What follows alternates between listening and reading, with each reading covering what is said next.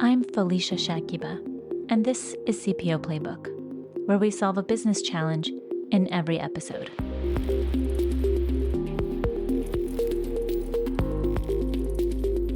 The reasons behind the failure of 90% of startups are multifaceted, making it challenging to attribute to a single cause. While some attribute this failure to insufficient funding, acquiring funding itself necessitates an entrepreneurial mindset. But what exactly constitutes an entrepreneurial mindset? And how can it be fostered within a founding team to facilitate better decision-making? In her article on the 3 traits of an entrepreneurial mindset, Meredith Summers highlights the importance of being solutions-oriented, adaptable, and anti-fragile. Today, Jason Park, CEO and co-founder of ColdCart, shares his insights on the significance of an entrepreneurial mindset in launching a startup. He stresses how the success of his team members depends on cultivating this mindset and offers strategies for nurturing it within the team. Jason, welcome to the show. Thanks for having me, Felicia. Glad to be here. We're excited to have you. Jason, could you please start by introducing ColdCart and explaining the core problem your company is focused on solving? Yeah, so we are a technology platform for e-commerce brands with perishable products. So specifically, if your product is frozen or refrigerated, think like a meal kit or a frozen box of steaks or something like that. It is prohibitively expensive and prohibitively complicated to ship to your customers because the product spoils. So because the product spoils, you have to constantly change how you ship based on the temperature and the weather, on-time delivery, and you have to do that while getting the lowest cost possible. This is just so unwieldy for companies. So we've created a technology platform that automates process across warehouses, shipping carriers. We figure out down to the level of each individual box, how many packs of ice should you put in that box, for example, and all of that runs through a single kind of plug-and-play platform. And so companies on our platform are typically saving about 15 to 50% cost per shipment.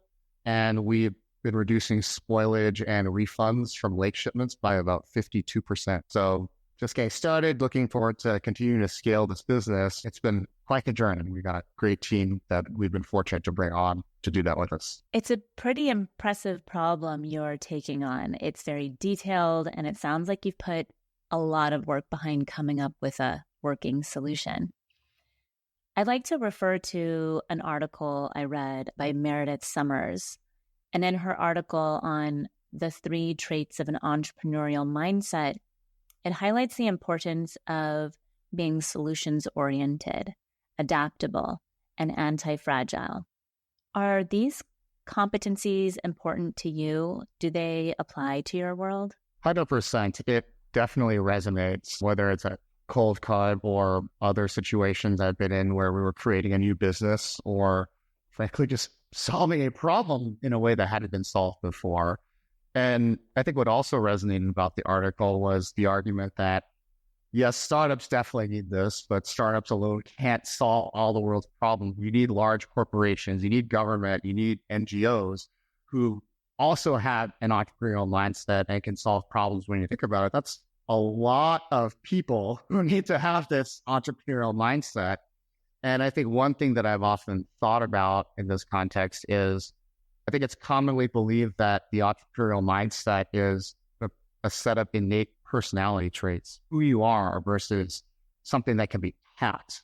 And I think one thing I've really been trying to do is try to think of it not necessarily in terms of personality traits and sort of things that are innate and inalienable, but what does it look like when people who have this mindset work? How do they approach a problem? What's distinct about that? And maybe by getting to a more framing of it, that we could kind of help more people have that kind of mindset or kind of solve problems in the way that I think very much agree with the article is needed in our society. But yes, it definitely resonates. And so as you continue your journey, how does the definition of entrepreneurial mindset take shape for you? Our customers are trusting us with one of their most, if not the most mission critical process they have, the sort of fulfillment of an order and the delivery of that order to a customer. that touches every sale we make. And it's a process with a lot of steps and a lot of details below the surface, and frankly, a lot of entrenched views on how those steps should be performed. And so from a kind of, as we're developing our product and our business, our challenge was kind of twofold. One was that because this is such a mission critical process, the bar on quote unquote minimum viable, to use that kind of product management term, there's a very high level of minimum viability of every step of that process, and a very high bar that customers are expecting you to clear for them to essentially trust you with their business and their customers. And so how that shows up at ColdCart, there are sort of three things that I've observed, with our team and myself, and just thinking about these things. And it comes down to, how do these people work? How do they approach problems? And I think there are kind of three factors that I think sort of show up consistently. One is a focus on why over what. You get a lot of information every day. You talk to people, you see and hear a lot of things, but this is really about going beyond what you see and hear and really digging for underlying causes, origins, motivations. That's that level where you actually start to solve problems in ways that are different and better. But you have to be the one to dig for those types of insights. They don't present themselves. Think about, for example, every company we meet, every brand we meet, usually will say something at the beginning like, "Oh, I want to ship through UPS." "Why do you want to ship through UPS?" "Oh, because I have discounts at UPS." "Okay, well, how's your on-time delivery?" "Oh, I'm refunded 10% of my shipments this past month because a lot of late deliveries." And so it's like, okay, one interpretation of that is I've got to ship them through UPS. But what if I can solve both your problems, cost and on-time delivery? What if I can do that by picking a different carrier for every shipment based on what the cost or the on-time delivery is?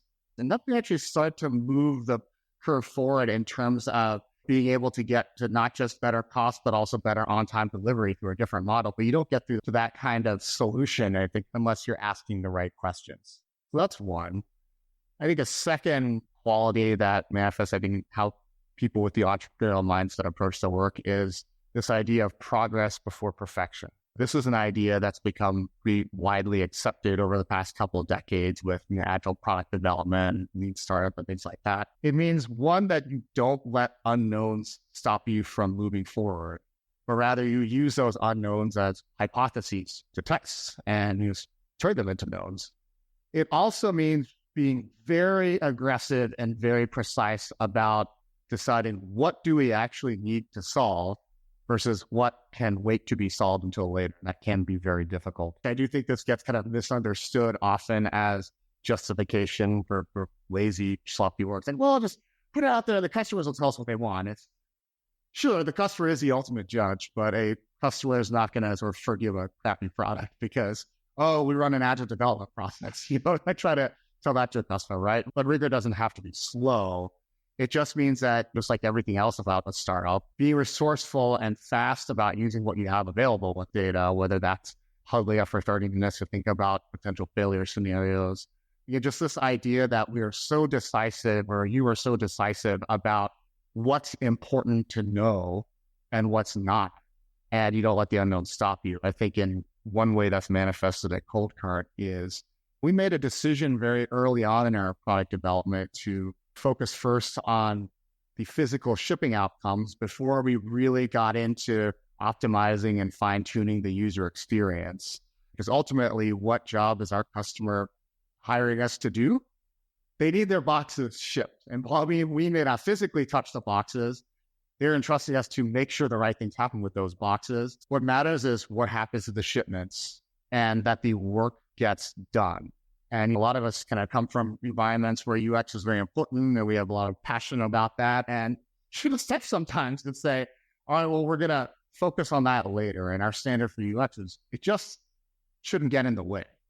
And now that we've got the foundation for the platform, that the operations side of it really works and works very seamlessly and scalably, that now we've really shifted to saying, all right, now let's come back to the UX and think about, all right, the day-to-day users of our product and how can we make their lives more efficient? How can we give them better information faster and in better ways? And then self-service and things like that. But there was a decision to say one comes before the other versus trying to solve all of it at the same time, because it's all kind of part of the same product. And then I'd say the third. Before you get to your third point, I wanted to ask, I've seen a lot of people struggle with this point, progress over perfection, because they really are perfectionists and they're extremely good at what they do. And they can't hold themselves to a product or the work that they do and see something either unfinished leave their fingertips.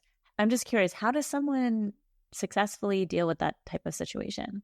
It is very hard to do in practice. And frankly, we're taught in school to be the opposite of this, right? Your job is to learn the material, complete your assignments, and answers are right or wrong. And we're taught to be completionists. So we're taught to do the whole thing, and it's very binary. Oh, well, biology is more important than social studies, so I'm going to focus most on biology and not really do any social studies. You can do that, right? But then you get penalized through a lower grade. So we're disincentivized to do this from early on in our lives. So it is challenging. I think one thing that our team has done really well is we've really built a process around ensuring we do this. Our head of product, runs this great process where we get together every month. It's called a better table. And for product ideas and priorities are accumulating kind of throughout the month, and then they all get reviewed in conjunction with each other during this betting table process. And then we allocate points across and say, okay, well, this one's going to get 5 weeks worth of engineering time versus 2, et cetera. And then that is the work that's then done the following month, and it all launches before the end of the month. And so what that does is, just like we were talking about earlier with focus on the back end versus the front end, user experience at first, is it kind of forces us to prioritize, because at the end of the day, everything is important. People don't just create bad product ideas for the sake of creating ideas. Everyone creates these ideas because they matter and they are important. That's what's so hard about it, but it ensures that we're constantly forcing ourselves to prioritize, as well as it keeps us focused on output and ensures that we are continuing to ship features, that we're continuing to not just talk about ideas, but actually publish and put things out. And I think process has been one way our team has really come up with a good way of helping us make those decisions collectively and have that mindset. Because it's very hard, because even we're taught from birth, essentially, that this is not how the world works. And all of a sudden you get into business and startups, and so it's like, oh no, let's do it completely different. Right? It is. I really like that idea, the betting table. Okay, so I'm going to let you hit on your third point. Go ahead. The third way that I think an entrepreneurial mindset has shown up at ColdCart is team members really seeing ambiguity as opportunity. And what that really means is sometimes there's a way that this is the way things are done, and it's the opposite of that. It's, oh, we don't have a way to do that yet, or there isn't a way to do that yet. And the people who I think kind of have these traits look at that as opportunities to take ownership, to create, to build something worthwhile. And in many ways, just like we talked about with sort of this idea of progress over perfection, that this is also not intrinsically wired into us. Humans are biologically wired to fear ambiguity and to crave. There's a lot of good sort of biological reasons why that makes sense. Startups are entirely ambiguity because nothing exists yet. And so logically, startups equal fear. And while the idea of being in a startup and having a big sort of blank canvas to create all these solutions is very exciting, the experience is different, and it is scary, and you don't always know what to do, or there's no clear right or wrong answer.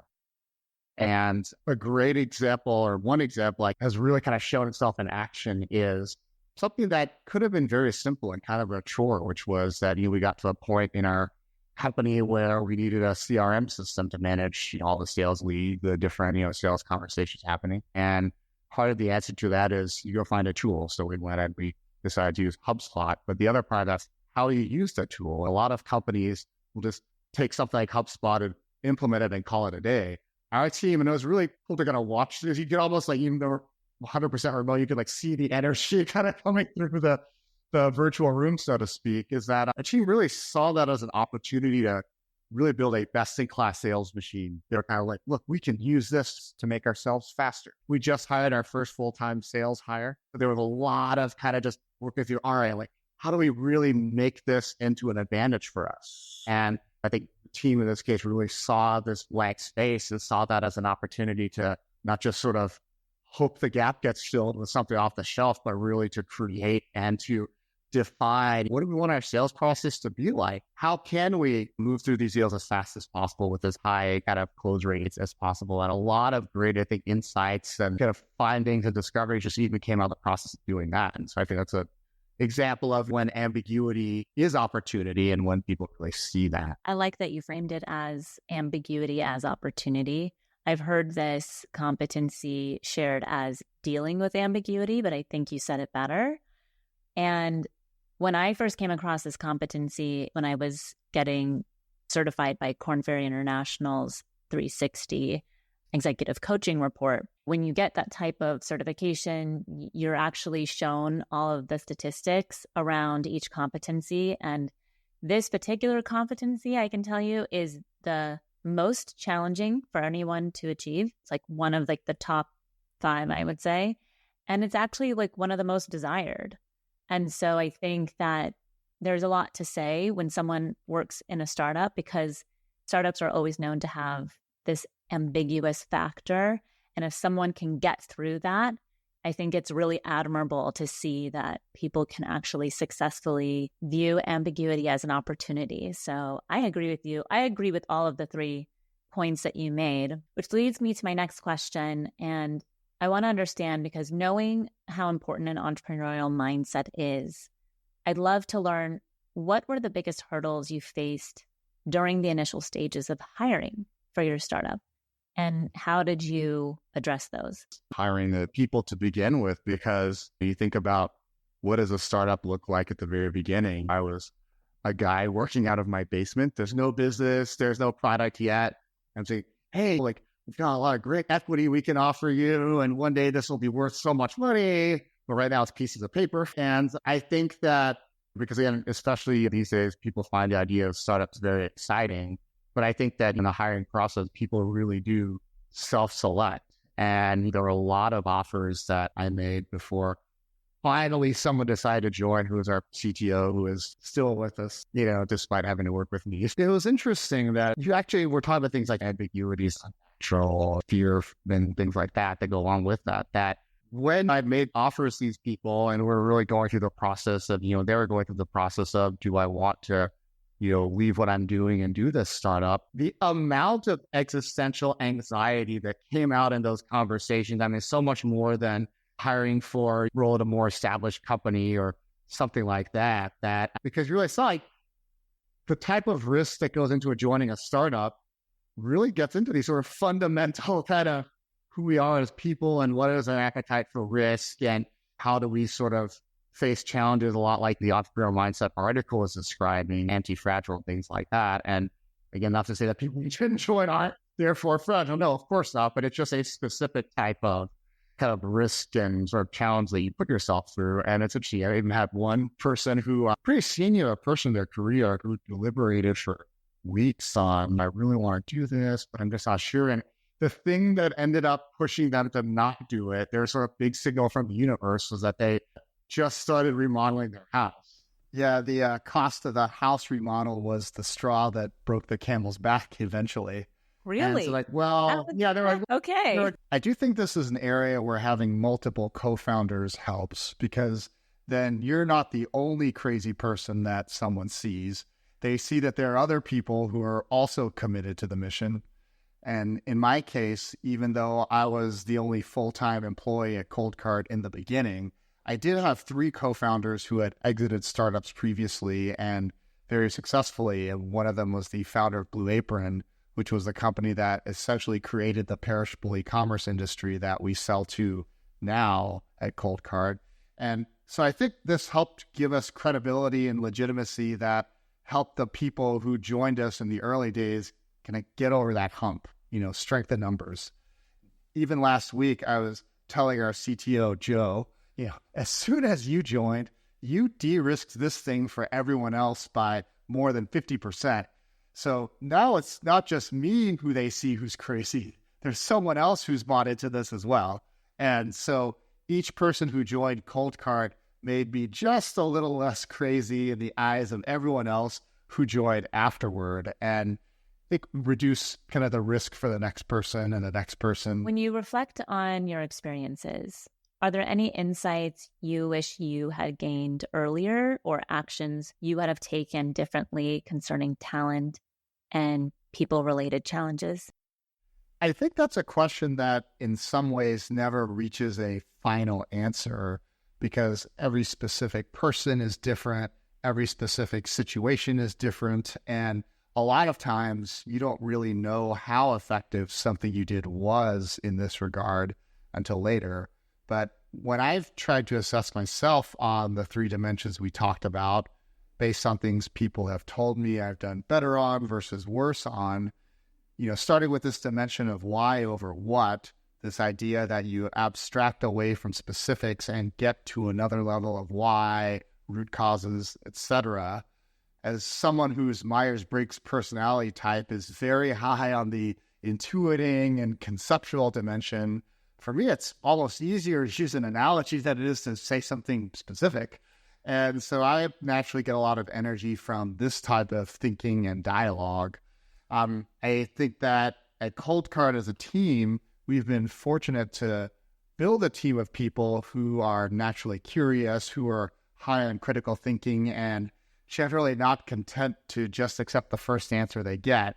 If you listen to our meetings, you hear a lot of questions like, well, what are we really trying to solve here? Or, why does that matter? And I think these types of questions that get to or help get to the root cause of different things you're seeing. And where I have to challenge myself in this regard is to not abstract so much that what I say is too open-ended, that it leaves too much room for people to diverge in what they take away and understand, and that makes it harder to get to alignment later. At the end of the day, why still has to turn into what, because we're building something, and that's why we exist. And so I have to find ways to check myself on whether I'm being specific enough.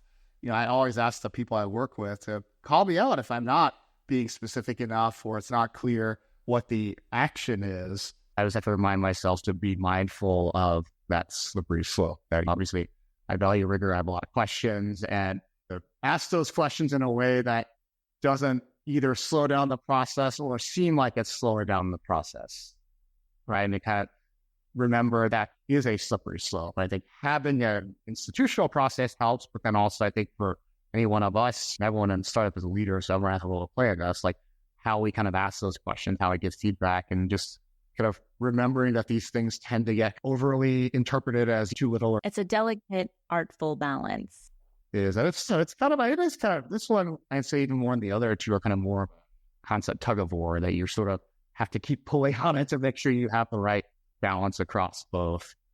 And then in terms of ambiguity as opportunities, so I'm kind of a weird person in the sense that I actually get a lot of energy from ambiguity. That for me, ambiguity is actually freedom. And I know we're talking about that kind of in a positive sense of this discussion, but really I'm referring to that more as maybe a personality flaw than I have or something. But kind of personally, I was volunteering in a food bank in Chicago where I lived the other day, and they give you this set of follow these 10 steps to pack these boxes that we're going to ship out. And without even knowing, of course, I'm like, I don't want to do that. I want to create my own process. I can't create my own process. And I wasn't even really aware of it. And then someone came by and they're like, what? Oh, here's the trick from everyone else.